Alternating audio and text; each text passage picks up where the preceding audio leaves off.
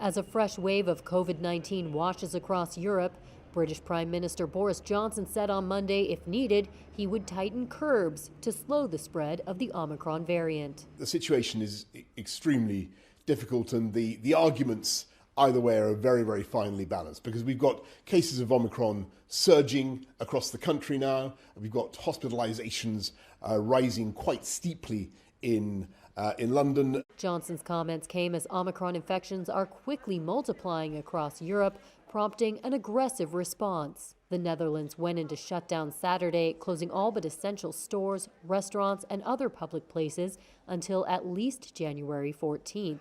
Germany plans to limit private gatherings from December 28th to a maximum of 10 people who have been vaccinated or recovered from COVID-19, according to a draft of proposed steps. Ireland on Friday ordered bars and restaurants to close at 8 p.m. and reduce the capacity in all public events. Italy is also considering new measures. The World Health Organization warned Omicron should not be underestimated. There is now consistent evidence that Omicron is spreading significantly faster than the Delta variant. And it's more likely that people who have been vaccinated or have recovered from COVID-19 could be infected or reinfected. In the U.S., a spike in COVID cases is also alarming public health officials who see the Omicron variant fast becoming dominant. On Monday, the White House said the federal government had dispatched 30 ambulances across New York State to help with surging cases, and an indoor mask mandate was reinstated in Washington, D.C. On Tuesday, U.S. President Joe Biden will address the nation about the variant and plans to control what's expected to be a coming wave of cases.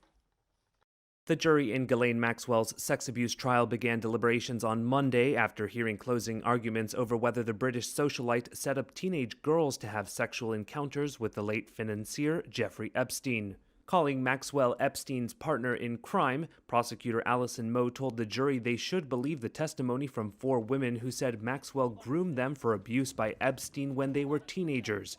3 of the women said Maxwell herself touched their bare breasts. But Maxwell's defense attorney Laura Menninger said Maxwell was an innocent woman whom prosecutors targeted because Epstein is no longer alive.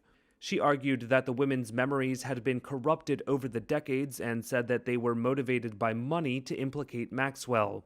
Epstein killed himself in a jail cell in 2019 at the age of 66 while awaiting trial on sex abuse charges. Now, jurors will decide what role, if any, Maxwell played in his crimes. The prosecutor said Epstein couldn't have done it alone, telling the jury, quote, "When that man is accompanied by a posh, smiling, respectable, age-appropriate woman, that's when everything starts to seem legitimate. And when that woman acts like it's totally normal for that man to touch those girls, it lures them into a trap."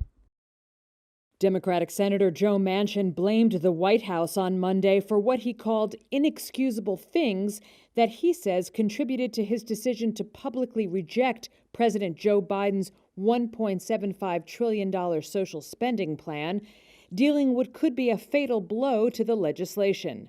In a radio interview in his home state of West Virginia, Manchin said, quote, "It's not the president, it's staff.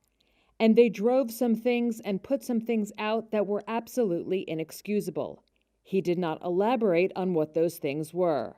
After Manchin on Sunday told Fox News he would not support the Build Back Better bill, White House Press Secretary Jen Psaki issued a pointed statement saying his comments were at odds with what he had told the president and represented a, quote, "sudden and inexplicable reversal in his position." Psaki on Monday said Biden and Manchin remained on friendly terms while stressing the importance of getting the Build Back Better bill passed. So no, we don't have regrets about aggressively communicating about it and making sure people understand that if we don't pass this legislation, costs for the American people will go up and economic growth projections will not go in the right direction. Manchin's opposition to the bill prompted Goldman Sachs to lower its forecasts for U.S. economic growth in 2022. Senate Majority Leader Chuck Schumer said on Monday he plans to move forward with a vote on the bill early next year anyway. Manchin's support is crucial in a chamber where Democrats have the slimmest margin of control and Republicans are united in their opposition to the bill.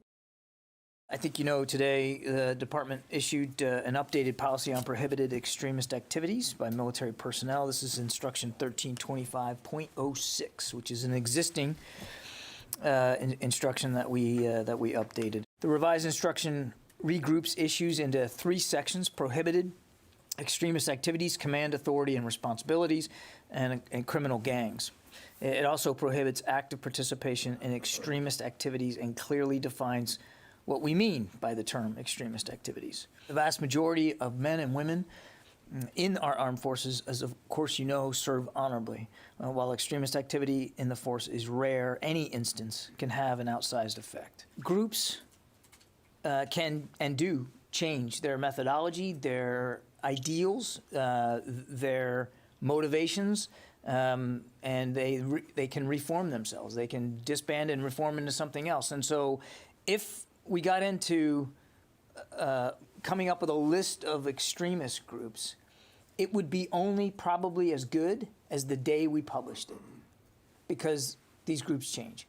I think when you get to the point when there's enough of a virus in your own country, it doesn't really make any sense of trying to keep it out, because this is spreading so rapidly right now. In the beginning, if you want to buy some time when you have very little, if any, in your own country, which is what we did with the Southern African countries, to give us a chance to regroup and figure out what was going on, that made sense. We likely are going to pull back on that pretty soon because we have enough infection in our own country, and we're letting in people from other countries that have as much or more infection than the Southern African countries. What might an end to the pandemic look like? It's not going to be eradication, and it's likely not going to be elimination. It's going to be a level of low level of infection that really doesn't interfere with our way of life. My Christmas wish, I think it's obvious that this thing ends very quickly and that we put aside all the political, ideological nonsense that gets in the way of our really doing a full, good public health job and get everybody who can be vaccinated and get this thing ended.